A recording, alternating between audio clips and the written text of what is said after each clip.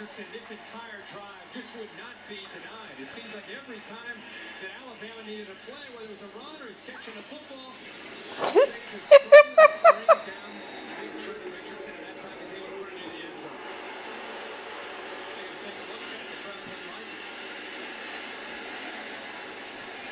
it. Nickel sees the opportunity to coach him up a little bit. The only thing they could really be looking at here is if his knee prematurely touched the surface before he went into the end zone.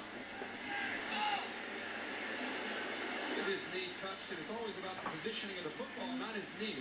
Once his knee touches, it's where is the ball. Looks like he came down on a body, doesn't it? On that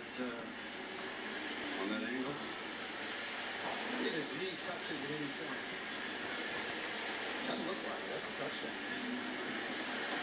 Indisputable video evidence. I don't think you could turn it over. But we shall see.